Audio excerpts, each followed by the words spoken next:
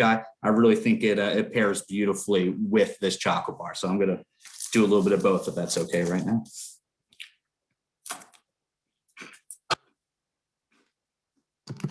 Yeah, I suggest everyone try, this is the one I was going to suggest, the crunchy bar. Don't use the whole crunchy bar though. I would say break it off, take a smell of that chocolate, and then mix it with your drink.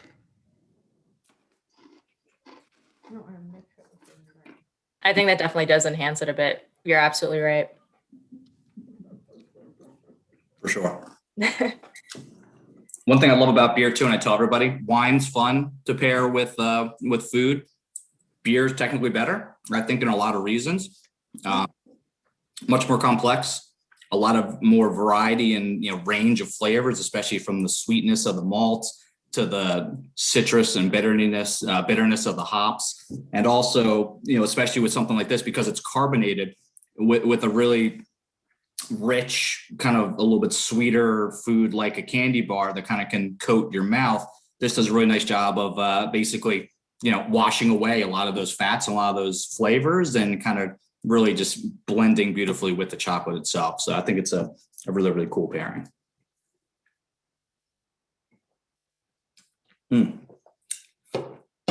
Hopefully you guys like that combination. Quickly, I'm going to move on to the next one. I think hopefully to make sure we're fitting within the time parameters here. This is a favorite of ours at the brewery. So it's Oats McGoats, our oatmeal stout. Called that because we actually add real oatmeal directly to the brewing process of making the beer. Those oats, or that oatmeal, is there for a couple of reasons, but the main one is because of the mouthfeel that it then imparts within the finished beer. You get almost like a nice creamy smoothness and a really enhanced mouthfeel from adding that oats and the oatmeal directly to the making of the beer. This one's really easy. So this is a stout, traditionally roasty, very chocolatey. And this one, when it comes to the comparison of using that chocolate malt that I spoke about earlier, has about triple the amount of chocolate malt used in the same size batch as the last one. So when you pour this guy in, first off, you're looking at it, it has a considerably higher SRM. Again, that beer color, it's about 32. So it's right on the cusp of being an extremely, extremely dark brown, almost to a black. Not quite as of one of your heavier, bigger stouts that are pitch black pretty much, but pretty darn close with that. With all of that chocolate malt, this one's going to be extremely roasty, a lot of chocolate, a lot of coffee notes. This really would pair with just about any of the chocolates. Any chocolate in general, I think, would be beautiful with it. Between the two, it was kind of a tough call. I think it works with all of them. I gave the slight edge to the flake personally. I thought it was really cool, the texture with this, how it kind of breaks down almost into like a smaller pieces and smaller little textured pieces of chocolate in your mouth. I thought it was just a really, really cool, complex pairing going with the oatmeal stout with the Oats McGoats. So hope you guys enjoy and think of the same way.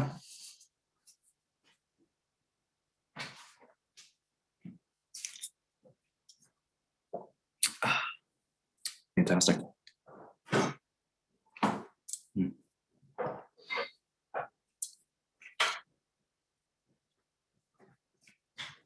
I think we'd also love to hear what everyone else thinks of the beer and the pairings as well. For sure. Let us know in the chat. Yeah, Andrew, could you say which chocolate again? Someone just asked, and I just went straight to the crunchy one here. Yeah. Thinking that would be a good pairing, but interested if that's the one you would suggest. I'd say with this one, with the Oats McGoats, with the oatmeal stout, the beauty of this, because it's really just so chocolate forward, and because it has some of that, so much of that chocolate and roast and coffee notes, I think it would work with all three of the candy bars. Like, it would just work beautifully. But my personal favorite, when I was going through and trying all the different chocolates with the different beers, I just thought personally that the flake was just a beautiful, beautiful combination. So the Wisp was really nice too. The light kind of airiness of it kind of was kind of nice with the carbonation of the beer. I thought that was a really, really cool kind of concept, how it played off of the light carbonation of the beer and then that light airiness of the chocolate. But it was just something about the overall, like, I think the elevated sweetness of the flake. I thought the robust, almost more roasty bitter coffee notes from the oats McGoats, the oatmeal stout. I thought kind of paired beautifully with that, maybe a little extra sweetness from the flake. So just my personal opinion. I saw a question come through about the ABV on the stout itself, just under 6%, whereas the Cozy Slippers, the first one, the ABV was about 6.5, 6.6. So both of them right in that 6% range. The Winter Warmer just a hair bigger. So excuse me, enough to get the job done, not too much to get you in trouble, luckily. So I'm being told by someone sitting just here that it's the flake that tastes the best with this beer. So I guess to each their own. 2 for 2, I'll take it. 2 for 2. Well, thank you so much, Andrew. Really appreciate it. We're going to jump into our next 2 beers now. Absolutely. Thank you very much for having me. If you guys have any other questions and stick around, please feel free to ask any questions about the brewery or the beers themselves. But thank you very much for having me. Perfect. Well, thanks, Andrew. Have a great one and have a beer on us sometime. All right, friends. Well, I think now we're going to switch to the Breckenridge Vanilla Porter. So you guys can open that one up, and well, I need to finish this one so I can pour some of that into my glass. Just some differences here that I noted between stouts and porters. Now that we're really moving into this porter world here, stouts are generally unmalted roasted barley, and the porters are malted, which means that it's going to give it a lighter taste, and you're going to be able to capture some additional flavors. Whereas the stout, you're kind of thinking of like a Guinness, traditionally kind of heavy on the coffee flavor. And so the barley, the malted barley gives some more flexibility in the drinking and the brewing process there. So I think we're going to be able to pick up some more subtle flavors. I think the vanilla for sure we're going to get from this one. So I'm going to finish this. Everyone can pour some of their vanilla porter into their glass, and then we'll pair them up. All right, so I, in anticipation of this, thought that probably the Wispa would be the best pairing with this one. The Wispa, I was getting a very faint coffee flavor. It does say on the candy that it does contain potentially nuts, so I thought perhaps a coffee nut potentially. And there's definitely some similarities between the Flake Bar and the Wispa. Obviously, really heavy on the milk chocolate. And so I think this one's going to go well pairing the vanilla flavors with the really milkiness of the Flake and Wispa bars. But I could be wrong. Let's give it a try. Definitely, you can tell it's a lot lighter than. Oh, excellent thought, Lorna. Yeah, vanilla cream soda for sure. Definitely a lot lighter, a lot more subtle flavors, as I was saying, with this porter than you're going to get with the heavy stouts from Conshohocken Brewing Company. No oatmeal for sure in this one. So I'm going to try it again with the Wispa to see if my initial thought was correct, and we'll see if I'm wrong or not.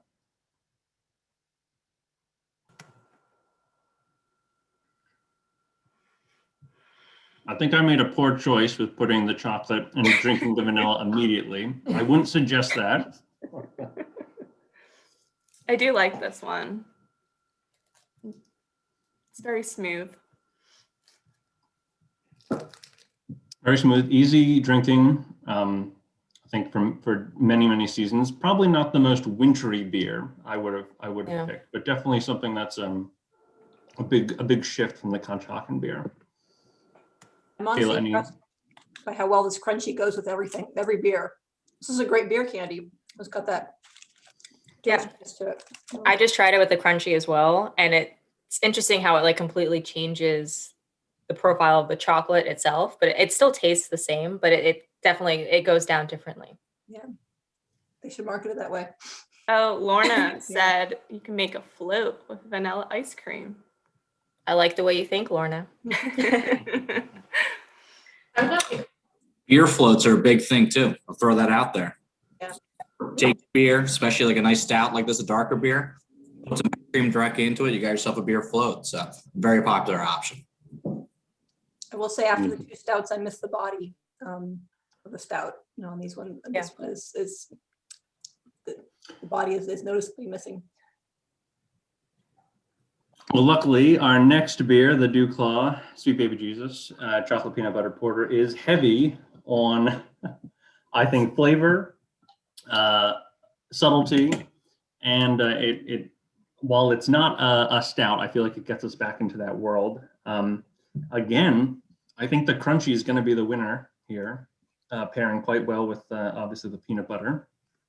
We've got, aromatic hops with this one, roasted malt, chocolate, and peanut butter being the main ingredients that they're using, in addition to all the other basic ingredients that Andrew suggested. So I'm going to say, if those of you who are ready want to give this one a try, we can pour a little bit in here, and I'm going to say I'm going to try it with the crunchy. But first, I just want to get some full beer smell here. And I'm definitely picking up smells of peanut butter, obviously. And I think the head on this one is probably the second best head we've had. I think Conshohocken Oatmeal Stout had the best one so far, but this is a close second. Really get the espresso in there, that espresso bean. Yeah, for sure. If this could replace my morning coffee, it definitely could. Might make for a rough day at work though. Yeah. All right. Well, I'm gonna try. I think, with the crunchy, because I felt pretty confident that crunchy was going to go well with this one. But I might switch to the flake in a sec.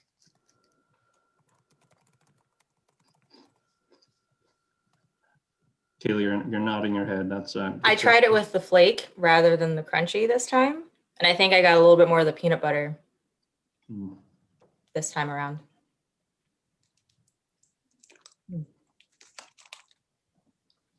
I think you're right. I think it actually brings out, peanut butter for peanut butter. I think they're calling to each other. Yeah. For sure with that one.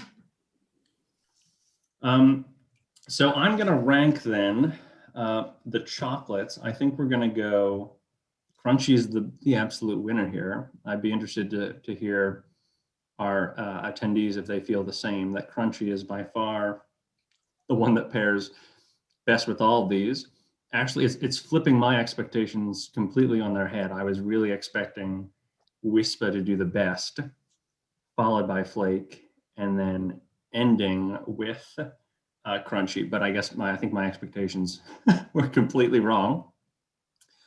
And I think I'm gonna rate Oat My Goats in terms of beer #1, not just because Andrew's on this call, but I think it is just my favorite, followed by Sweet Baby Jesus.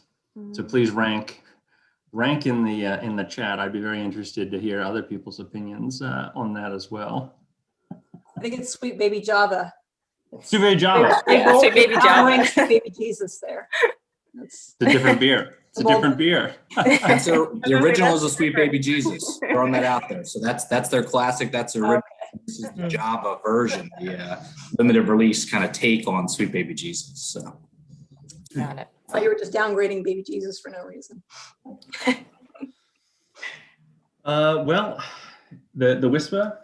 All right. I'm being told that the Wispa is the runner-up over here on my right. So I guess Wispa. It's the number one, absolute number one.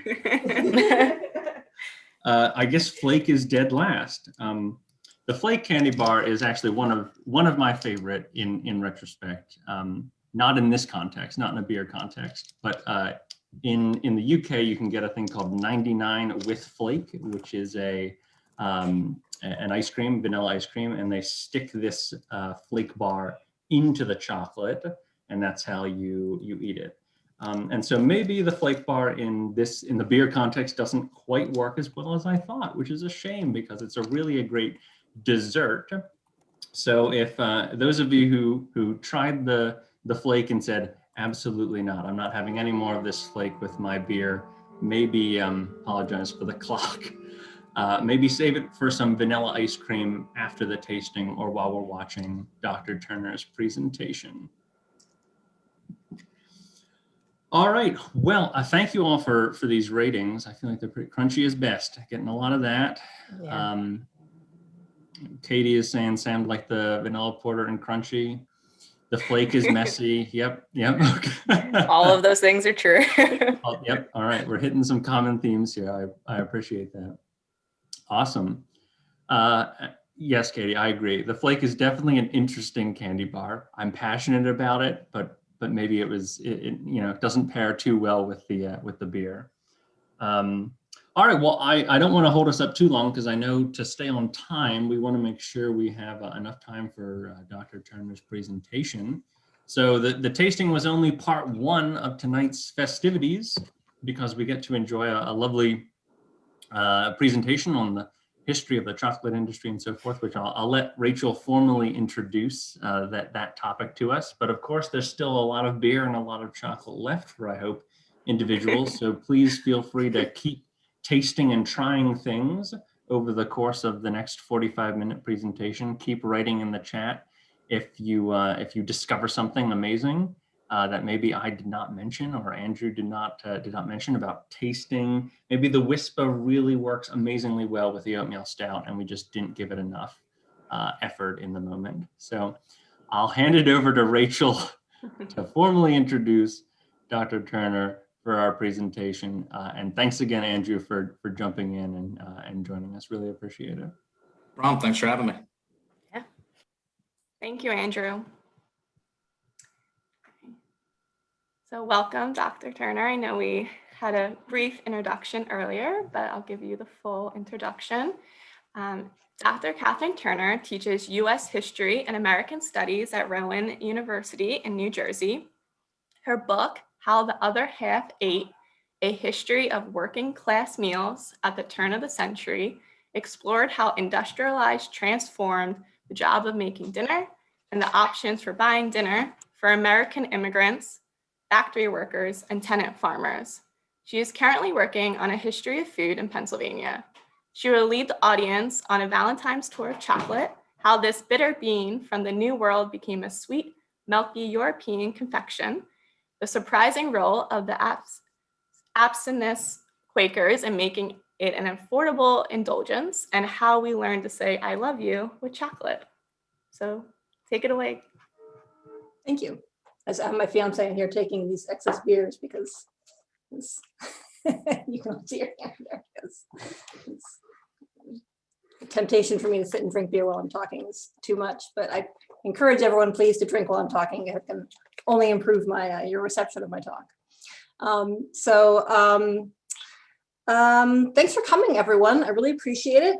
Please continue. I'm so happy to have this opportunity to talk about this. This is really interesting.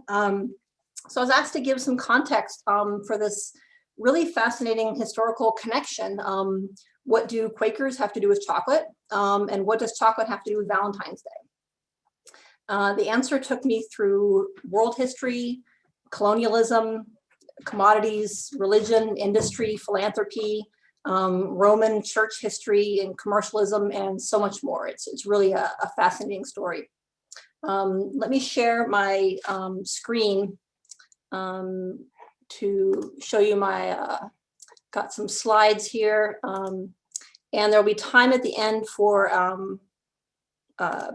questions, I believe. So I'm really happy to have questions at the end. I'm not sure that I can see people's hands being raised. I can't see the audience, but I can see the chat, I believe.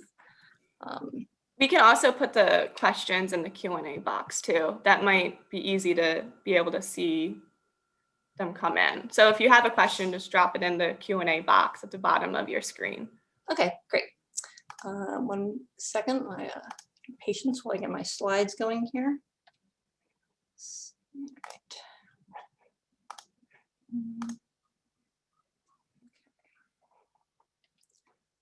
So I have not figured out on Zoom is how to do both these things at the same time. All right. Can everyone see my slides okay? Great. All right. So chocolate is an American plant. It's one of the many plants that are from the New World. So Europeans and the rest of the world had no access to this plant until the age of exploration. This is part of the massive Columbian exchange, as it's called, when Europeans and other people sort of had access to all these new plants of the New World and really transformed the world with them. So cocoa beans grow in pods. They grow on this cocoa tree, and they grow in these yellow or red pods about 10 inches long, small, medium-sized trees in evergreen rainforests. Birds and monkeys open the pods to eat the pulp inside, and that's how they disperse the cocoa seeds or the beans inside.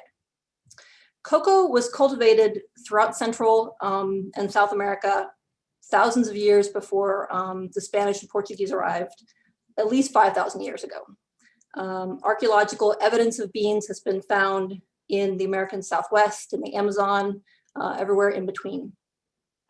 It was extremely important in the South and Central American world of the Mayans and Aztecs and all of those related people.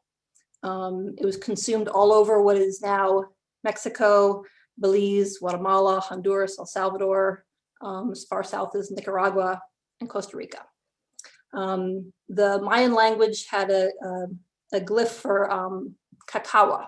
So there's a couple different words that came out to what we now call cocoa.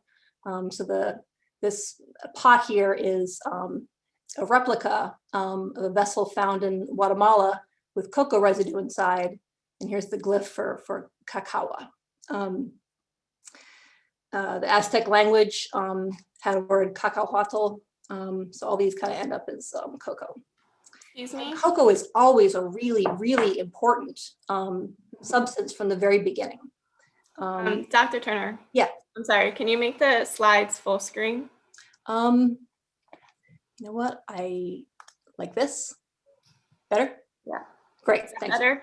Yeah. Okay. Thanks. Perfect. I've been Zooming now for a year, as we all have full time, and I still work on this. Thank you very much. It's always, really important. Cocoa appears in the Mayan creation story, the Popol Vuh, which in the story, the god of creation, the god of sustenance rather, Kawil, transports the cocoa seed to the earth, and it becomes known as the food of the gods. And in fact, when Swedish botanist Carl Linnaeus created a taxonomic binomial system for plant and animals species in 1753, he of course coins the name Theobroma cacao, food of the gods. So he's, Linnaeus is aware of, that Mayan name, and he renames cocoa, the food of the gods from that lineage. Chocolate in Mesoamerica was a powerful, magical, high status food. It's impossible to overstate how important this food was. And famously, Mayans and Aztecs drank it as a bitter mixture, right? They roasted and ground cocoa seeds or beans, and they mixed that with chilies and vanilla pods and other kinds of spices into this very intense beverage, almost more like a porridge. It was often thickened with cornmeal, and the froth on top was very important. It's because cocoa beans have a lot of fat in them. So when you mix it up and froth it, it sort of emulsifies, and it's easy to get a froth on top. So in this picture in the center, this is a Mishtek, and this is a ruler getting a jug of foaming chocolate from the hands of his wife. It's from the 14th century. This other image is from the 16th century. This image on the right is pouring the chocolate into another pot, and that helping put the froth on it. So this chocolate is a ceremonial drink. right? It's a powerful medicinal substance, but it's also a unit of currency. Cacao drinks were part of the ritual of feasting. They were drunk at events like a ruler's accession to the throne, or a war victory, a marriage, a religious celebration. It was used for strength. You know, the thick, reddish, kind of bloody looking substance sort of resembled blood, and also to confer favor because it's such a valuable drink. Mayan art depicts the nobles and elites. You know, every ritual and official service comes with a drink of cocoa. And it also shows that you're an important person if you were able to, you know, get access to this cocoa. Cocoa beans were also given away as feast gifts, along with, you know, quetzal feathers and cotton robes and turkey, sort of in a potlatch tradition. You know, this is something that you might give away to show your wealth. In the Mayan world, for instance, you know, the daily wage for a porter was 100 beans, 100 cocoa beans. A turkey egg is 3 beans. A large tomato is 1 bean.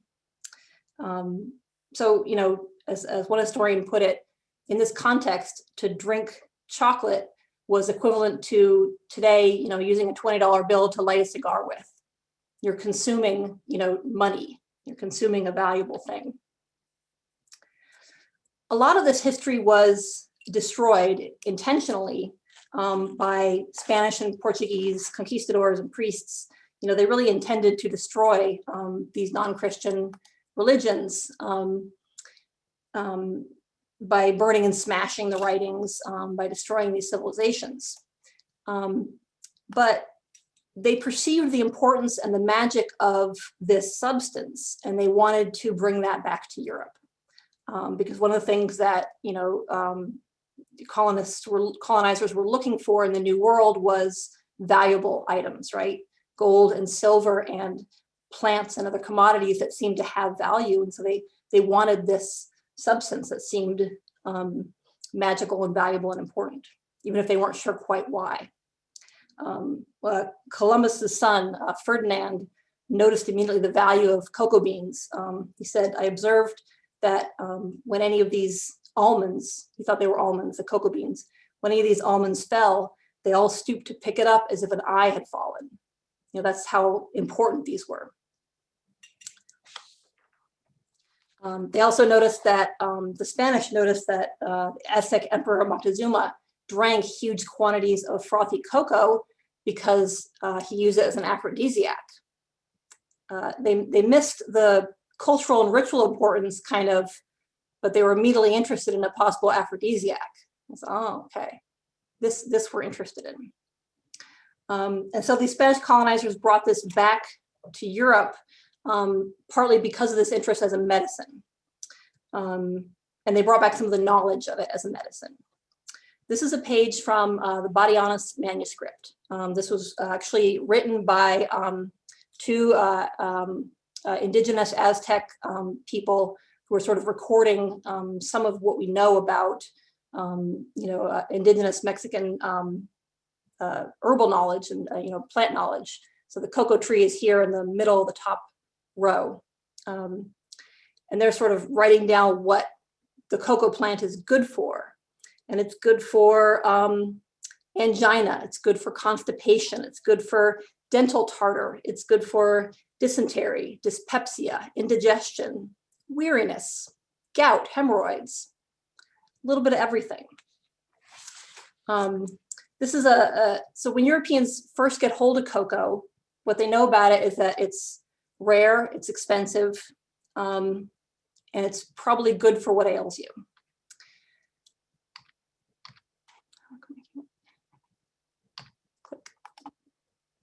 Oh, sorry, no, too fast my slides. So initially, Europeans used cocoa the same way they saw Americans using cocoa. Small quantities of very complex, flavored, thick drinks for status, and also for its kind of magical medical effects. And this image is very vague, I'm sorry. Europeans at this time have a strong tendency to believe that anything from the New World is good for everything. But first the church had to decide whether drinking chocolate constituted breaking a fast, because remember, these are Spanish and Portuguese that bring it over first. And so, the Catholic life at this time is punctuated by fast days. In 1662, Cardinal Brancaccio declares that liquid chocolate does not constitute a break in fasting. So it's okay, you can have chocolate when you're fasting. So they think, okay, well, this new substance, it was very magical to the people who, had it first. It must be a good cure for a lot of things. Europe was very low on stimulants before this age of exploration. But before Europeans, moved beyond their borders, they didn't have access to much sugar or coffee. They didn't have chocolate or tobacco, and all these substances kind of arrive, more or less at once in Europe. And this is a time in European medicine when medicine is still kind of based in the Galenic belief in humoral medicine. So, your body's either hot or cold, and good health is in maintaining the hot and cold humors. And pre-modern medical practice can be summed up by better out than in. Bloodletting, emetics, diuretics, and purgatives are kind of the basic tools. So you have these new stimulants. This seems like good news because you can kind of get things out of your body. So bitter unsweetened chocolate seemed like it might be good for stomach problems, getting your bowels moving, gaining weight. That's one thing that actually a lot of people say about chocolate. They're like, this will make you fat. And this is a great thing in their eyes, because more people tend to be unhealthily thin than unhealthily fat. And they all jump on the aphrodisiac thing. They say, yes, this is good for stimulation. Casanova, the Marquis de Sade, English King Charles II, who's very, very sexually active. They all endorsed chocolate as a sexual aid. In 1662, English physician Henry Stubb wrote that chocolate is good for supplying the testicles with a balsam or a sap of some kind. So a lot of kind of medical ideas about cocoa initially. As for how they're drinking it, other Europeans start drinking it not so much as a medical preparation, but as a high status sort of elite beverage. And the early preparations really kind of echo the American preparations. So in Spain in 1600, they're drinking chocolate mixed with chili peppers, anise, almonds, hazelnuts, achiote, sugar, vanilla, musk, ambergris, cinnamon, campeche, powdered white roses, and orange water. So it's a very, very spicy, fragrant, complex kind of drink that would have been very red because of the achiote and the campeche, and sweetened but not perfumed. Very, very complex. Cosimo de' Medici, the Grand Duke of Tuscany, liked chocolate flavored with jasmine and citron. Marie Antoinette, a little bit later, had a personal chocolate maker. Sometimes she liked her chocolate with orange blossom, sometimes with sweet almond milk, kind of depending on her mood and her specific health needs. By the 17th, 18th century, chocolate is an elite drink, and chocolate houses develop as a place for elite men in particular to carouse, basically. It's very much a 1% kind of hangout. This is a chocolate house in 1708. This is one of Hogarth's famous series, The Rake's Progress, the one on gaming. And it's set in White's, which began as a chocolate house in London and later became a famous gentlemen's only club. It is still actually a famous gentlemen's only club. It's where the prince goes for his bachelor party. They let the queen in one time, but it's still men only doing what they do in there. But so it's a very, very elite and kind of, has that sort of illicit sexual kind of association with it because of the aphrodisiac. But by the end of the 18th century, chocolate gets sort of domesticated. This picture is from the 1890s, so much later, but it kind of demonstrates the point. Part of what happens is that cocoa becomes a slave crop. So the amount increases, and I'll talk much more about the slavery part of it in a few minutes. The English, Dutch, and French established cocoa plantations. The price fell. And by the end of the 18th century, cocoa was being domesticated as a soothing breakfast drink, suitable for women, suitable for children. It's seen as nutritious. It's less stimulating than coffee or tea. So it's something that you can give children. This image from the late 19th century, when there's more sense of what we would call modern nutrition, says, look, cocoa has, more nutrition than raw beef and mutton and eggs and white bread. So it's at this point when cocoa has been transformed from sex medicine and one percenter debauchery drink to a sort of nutritious family drink. And that's where the Cadburys come in. That's where we get the Quakers. Okay, Quakers were not making the sex drinks. And the Quakers are not initially, the Cadburys are not initially super successful. So John Cadbury opened his shop in 1824, selling coffee, tea, and cocoa, selling cocoa nibs. After about 1831, the English government cut the import duties on cocoa, so he was able to start manufacturing it with an eye to selling more of it. The problem is that Cadbury and actually most other English cocoa makers at this time sold a barely palatable cocoa drink. It was not good. And this is in all of the company histories, they will freely admit that it was not good at this time. Because the problem is that they did not have the technology to fully separate the cocoa fat from the sort of cocoa powder to make to make cocoa to drink. We're still a ways away from eating chocolate. Eating chocolate developed surprisingly late in the game. So you've got this sort of fatty powder. They added starch to it. They added potato starch, powdered lentils, sago, which is a kind of palm starch, tapioca, anything to soak up the oil, so that instead of getting an oily cup of cocoa, you would get kind of a thick, gruely, porridgey cup of cocoa. And I guess that's part of what made it nutritious, because it was, thick and starchy. But it was still kind of oily, actually. So it could go rancid because of the cocoa fat in it. It was often sold in a block to consumers. So you had to sort of chip it or grind it before you could mix it with milk or water.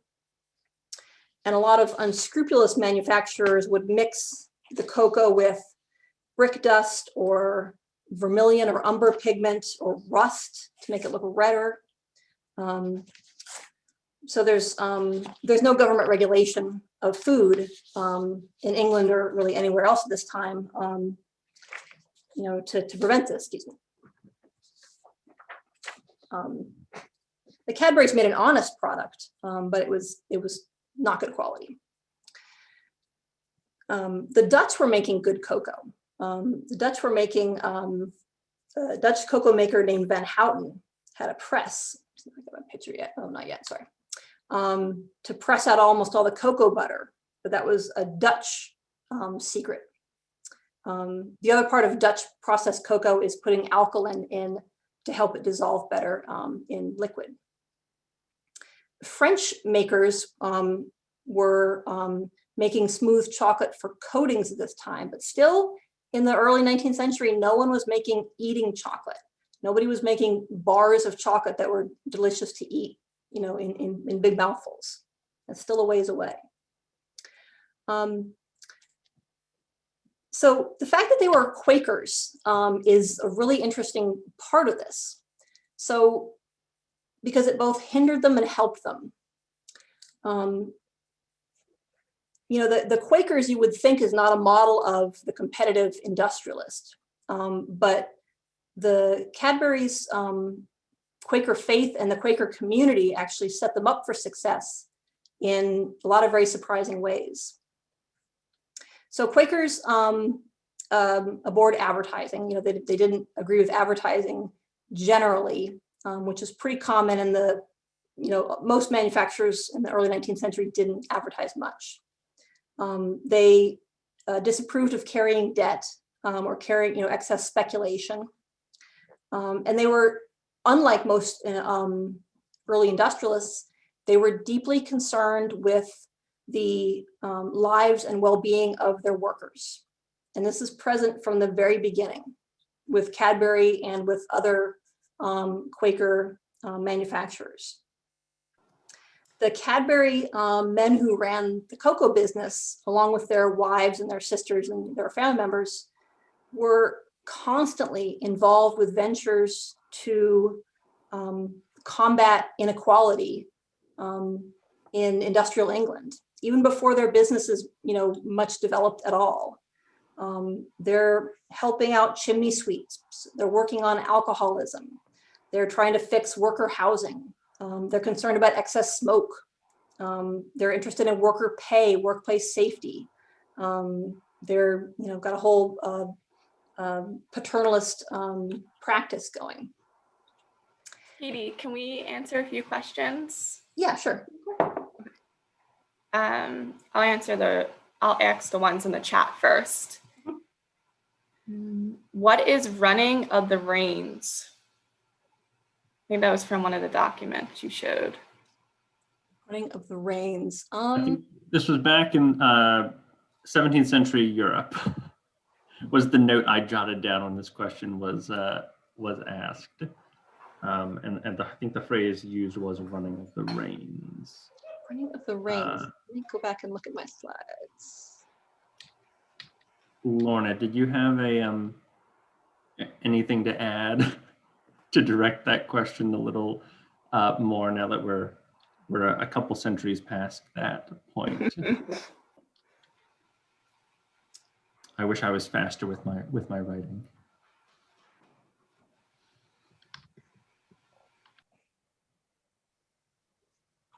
I'm not sure. So I can see the Q&A here. Someone asked why valuable, was the cocoa plant rare, or was it someone else?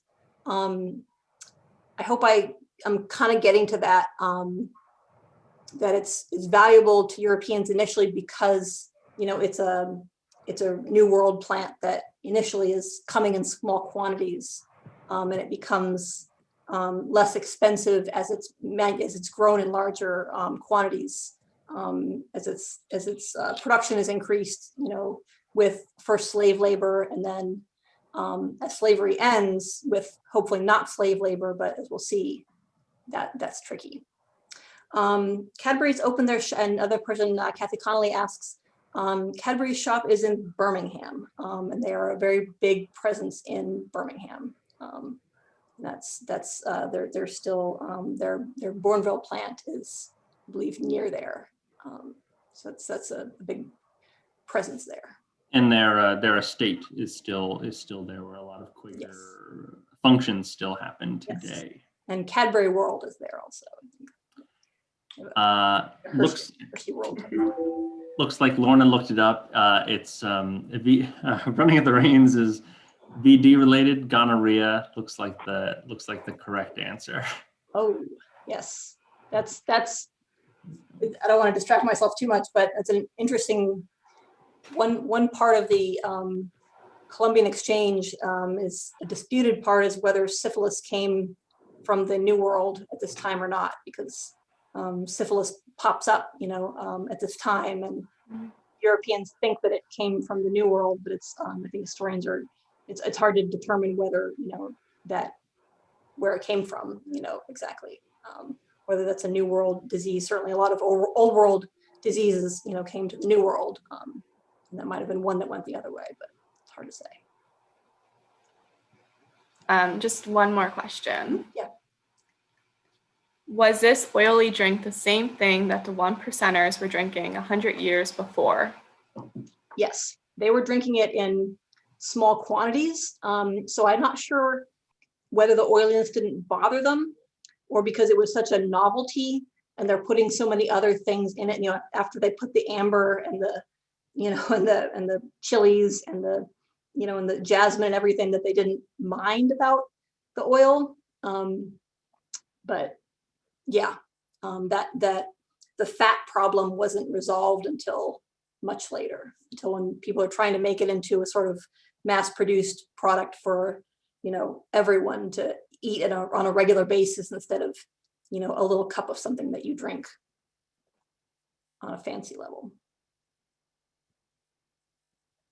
But certainly some people, when they first try chocolate, are like, oh, it's greasy, I don't like this. It's got fat on it. So it's an acquired taste. Should I go on? I think those are all the questions we have so far. Okay, great. So the other thing about these Quakers is that there's an astounding amount of Quakers that really create the English, in a large way, create the English Industrial Revolution because they all know each other. They go to the yearly meetings, right? And at these yearly meetings, they network, and they all commit themselves and each other to uphold ethical standards and a certain amount of social progress, and these certain business practices that we're not going to get in excess amounts of debt, and we're not going to watch a person fail. We're going to sort of help people out to a certain extent. We're not going to be deceitful. So we have just many just few examples. Barclays Bank, this Bradshaw's railway map, which is the Bradshaw railway guides are absolutely important. Wedgwood, Seabohm Rowntree, one of the Quakers' main competitors is Rowntree's candy. This guy barely pays attention to the family business because he's writing studies of poverty all the time. The Crosfield soap family becomes Lever Brothers. The Fry cocoa company, who's really doing a lot better than Cadbury for most of the 19th century. These are all Quakers, and they intermarry, and they cooperate to a great extent, to within reason. They're in business, but they do cooperate. Cadbury, however, jumps ahead a little bit and are a little bit more competitive when they get a hold of the Van Houten press. When they get a hold of that Dutch technology, they can press out all of most of the cocoa butter, and then they can produce much better cocoa powder. And then they advertise it. Most other Quaker cocoa makers aren't really advertising. And they say, we're going to advertise this, and we're going to make this claim that it is absolutely pure, therefore best, which is a very bold claim, and a claim that discredits the competition in a way. They also try to go to court and say, these other cocos are poison and they're adulterated and they shouldn't be on the market at all.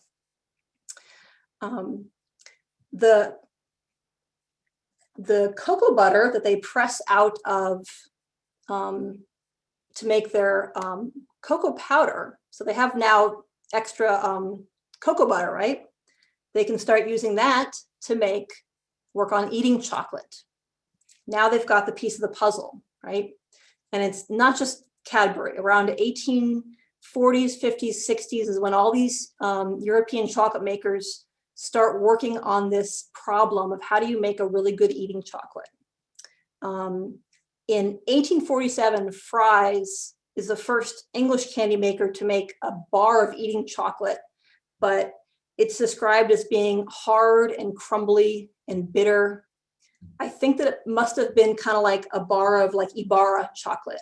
You know, the Ibarra Mexican chocolate that you make out of cocoa out of. You could bite that if you wanted to, but it's hard. There's no creaminess to it. By the 1860s, Cadbury was pressing out enough cocoa butter that they could produce an improved eating chocolate. It's not really good enough to make a full bar out of, and it's not milk chocolate yet. But they can compete with European style dipped chocolates. The French have been making fancy little bonbons. They've been making dipped things dipped in chocolate and very small pieces of eating chocolate for some time now. So around the 1860s, 1861, Cadbury makes the fancy box. I really wish that I had better images to show you of the fancy box. I looked very hard. Naturally, as a piece of ephemera from the 19th century, these don't really survive. But these are boxes of chocolates, right? A Valentine style box of candies. They were a lot fancier than this example that I can find. They had lithographed covers. They were decorated with velvets, silk, lace, mirrors. I mean, we're talking, heavy cardboard and wood boxes that you're meant to keep really for a long time. This is a keepsake box. Filled with fancy chocolate covered creams, chocolate covered marzipans, truffles, things like that. By 1868, they have a heart-shaped box. They're probably maybe not the first, probably one of the first people to make a heart-shaped box of chocolates. In the 1870s, the Swiss come in to make milk chocolate. You have Daniel Peter and Henri Nestle, who started experimenting with how to make milk chocolate. And Rudolf Lindt invents the conching machine, which is a machine that essentially stirs the chocolate for about 3 days. And that's the final step that you need to make a really good, creamy, aerated chocolate. So after the 1870s, after Lindt, you have milk chocolate, you have creamy eating chocolate, and then everyone knows it. These are some fancy boxes from later on in Cadbury history. In the 1930s, they invited fine artists to make covers for their fancy boxes. Nobody liked them. They were not a commercial success at all. This was one too many for the public. And also the milk tray was a big success also. This was a sort of small half-pound box of just sort of kind of everyday chocolates that you could buy to treat yourself. So one of the, make sure I'm not going over my time here. I'm going till 8:15, right? Oh boy, okay. Yes, I'm going way over my time.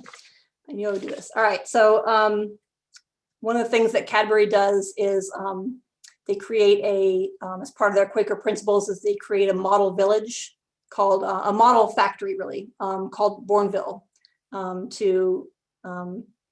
it's really an arts and crafts style thing, but also it's, provide quality housing for their workers, to provide recreation and education and, try to create good working conditions. There are some similar American examples. One in Philadelphia is Viscose Village, right in Marcus Hook, which is right near me. But the Cadbury example is really one of the largest and most impressive. It was an example for a lot of other people. One of the major challenges, though, beginning the 20th century is really bookended by shocks to the chocolate system in terms of the persistence of slavery. So around 1900, it was found out that some of the Cadbury was getting some of their chocolate from suppliers who were using enslaved labor. Of course, Quakers have a long history of fighting against slavery, right? They were there very active in the abolitionist movement in the 19th century and before even. Around 1900, journalists revealed that Cadbury had been buying cocoa from Portuguese colonies in Sao Tome, and that in those colonies, the Portuguese were using enslaved labor under pretext. They were claiming that these were contract laborers, but in fact, they were kidnapping people from Angola and forcing them to work, including children, in their colonies. And Cadbury knew about it, but didn't immediately divest because they were trying to say, well, they're very important industrialists by this time. They said, well, we'll talk to the British secretary, we'll talk to the foreign secretary and work it out amongst ourselves. And if we, stop buying, then we'll lose our buying power. So we'll just work it out amongst ourselves with government. But it looked to the public as if they were being callous and choosing not to do anything. And so that was a big black eye for Cadbury. They actually sued a newspaper for libel because of the accusations that they knew and did nothing. After that, they did eventually stop buying from Sao Tome, and they established other new cocoa plantations, largely in Côte d'Ivoire, which we'll hear from again. The 20th century sees the creation of new kinds of candy bars, the count lines, which is the candy industry name for candy bars. The reason these become so popular, like chunky style candy bars, things like the Wispa and the Crunchy. The reason these become so popular is because they're less expensive to make. If the chocolate is the most expensive part. So if you wrap it around, nougat or caramel or peanut butter or nuts, those are all cheaper than chocolate to mass produce something. And what's interesting is that they're all sold as working man's food, that this is something a worker can buy and get quick energy to get back on the job. And so it's the candy industry, the American Council on Candy. Candy is an energy food. It's good for you. So here's a quick list of the date of development of all these bars. Crunchy bar dates to 1929. It was actually a Fry product. Cadbury acquired Fry. The Wispa was not developed until 1981. Discontinued, rediscovered. Flake, also 1920. So that's quite an old candy bar. Cadbury was made all around the world, and it's in the all of the British colonies, former colonies, possessions. They were successful because they allowed they manufactured in those places and allowed local taste to predominate. So, for example, today something like 2/3 of all chocolate sold in India is Cadbury, because they really make an effort to be responsive to Indian tastes, and of course massive advertising that helps as well. Cadbury in check my date here,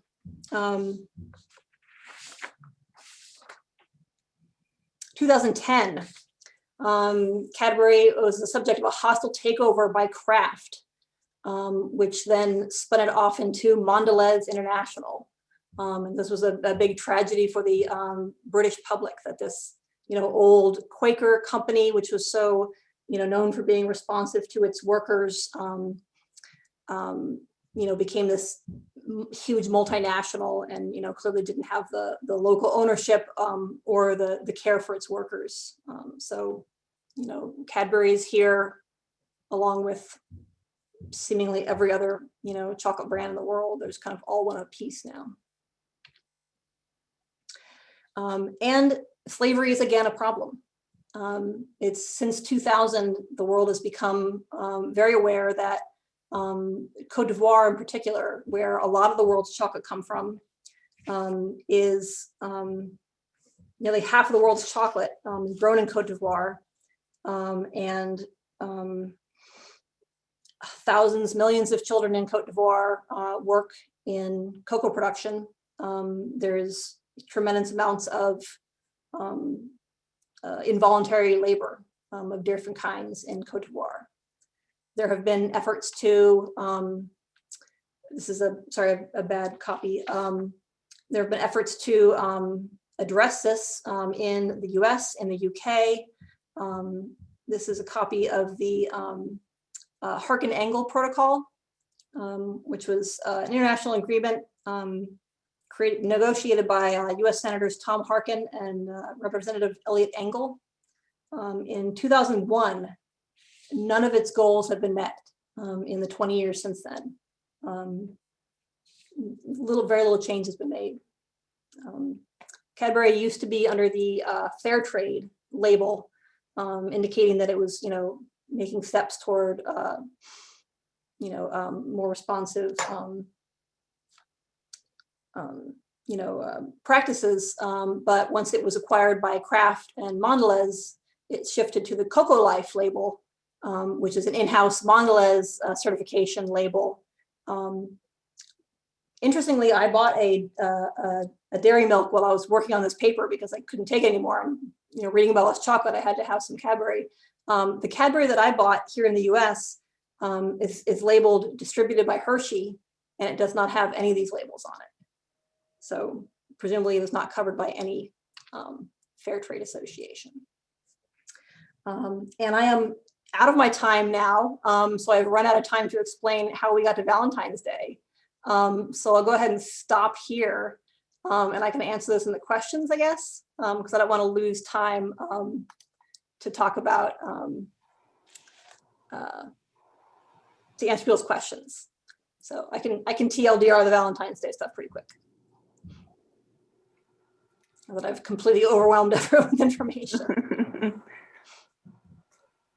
So people want to hear about Valentine's Day. One question for Valentine's Day, yeah.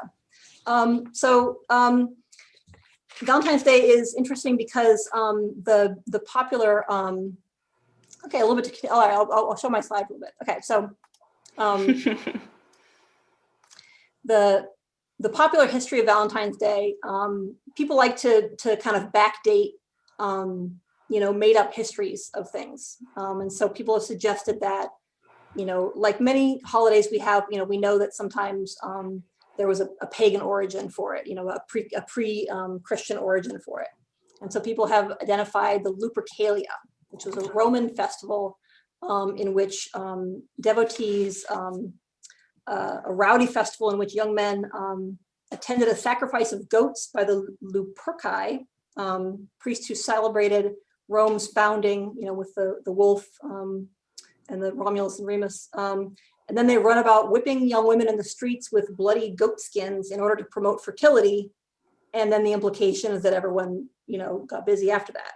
And that this was co-opted by the church into the festival of St. Valentine, because St. Valentine, married, loving couples, or he saved, his lover from something. The problem is that none of these hold up, because when you really go and look into it, there was a lot of early St. Valentines, and none of them did particularly romantic things in their hagiographies.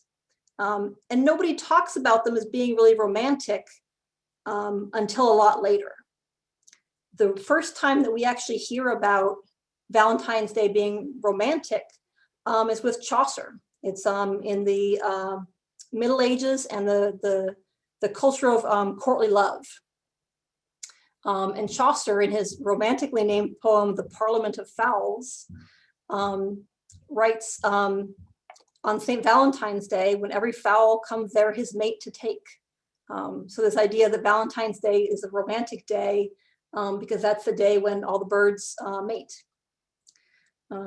which is still kind of weird because February is kind of early for bird mating. It's kind of cold. Like I'm looking out my window and it's not. It's I think too soon. I don't know a lot about birds, but I think it's too soon for that. So he might have, Middle Ages people might actually have been thinking of a Valentine a Saint Valentine that was martyred in May rather than February. Valentine's Day really took off in the Victorian era because of cheap printing and cheap postage. In 1840, Britain had the penny post. So instead of having to pay to get a letter, you could send people a letter for a penny. Similar developments in the US. And printing became inexpensive. So you could send people, previously in the Middle Ages, you had to write poems. Now you can send a card. It's a lot easier. But the important difference is that when people sent a Valentine, it was a yes or no question. You know, if someone asks you, will you be my Valentine? You have to say yes or no, right? It's not just like, oh, this is nice, thank you. You have to respond, yes, thank you, or no, thank you. So there's an equally strong tradition in the 19th century of the rude Valentine. And people loved sending these to each other that are, you know, a couple selections here. This is no, you're an alcoholic, I'm sorry. This is my favorite one. You don't take any care of yourself because you read novels all day. And this one in the middle is I got a man. I don't know why she's throwing a mitten, but it's, I can't, 19th century for I got a man. And they even, you know, books were published to, you know, give you a script of, you know, what to say if someone wrote you a Valentine, and you could say either, yes, thank you, I love you, or no, thank you, I'm not interested. So it's really sent as a really, you know, kind of reciprocal kind of thing that you had to respond to. Today, Valentine's is the second highest grossing holiday in America after Christmas, which astounded me. People spend as much money today after Christmas. I think that's all my fun pictures, yeah. Oh, and this is one picture I found of a very beautiful Cadbury's presentation box from the 19th century. Okay, thank you for letting me do a Valentine's bit. That was interesting. Thank you. Someone, I see Crisco Hewitt asked, Cadbury got into sweets as an alternative to alcohol. Yeah, I mean, I don't think that was like their single business, but certainly, you know, coffee, tea, and cocoa were all temperance beverages, you know, and they're seen as, you know, nourishing and healthful, you know, things that you can drink apart from alcohol. And they would certainly have seen it, you know, as, you know, part of a whole kind of temperance workers, people who work to, you know, prevent the damage of alcohol in the 19th century would have seen it as part of a whole series of changes to make, not just providing an alternative drink, but also improving people's nutrition. They thought people drank because they were hungry. And so you have to give them something better to eat and drink. You have to make sure they're warm enough. You have to make sure they have something else to do to entertain themselves. So yeah, and they did, you know, to the Cadbury's credit, they did work on all those things.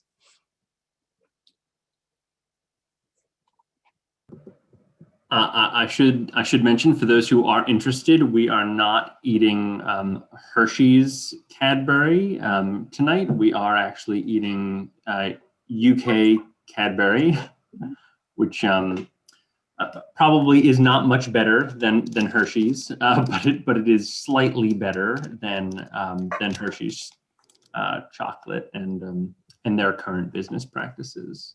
So just to name that. Peter Goldberg asks, pairing Cadbury with beer is anomalous.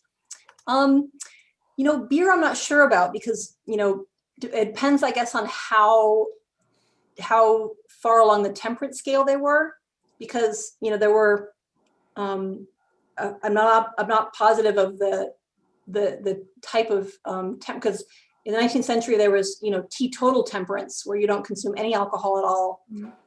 But there's also you know, people who are just temperance for liquor, but beer is okay because it's, you know, it's a food, right? It's a beverage that is, you know, it has some, you know, it's made with malt, it's made with grains, it has a sort of filling aspect to it, it has some nutrition, and it's seen as okay to drink, so that they would be okay with beer, but not okay with hard alcohol.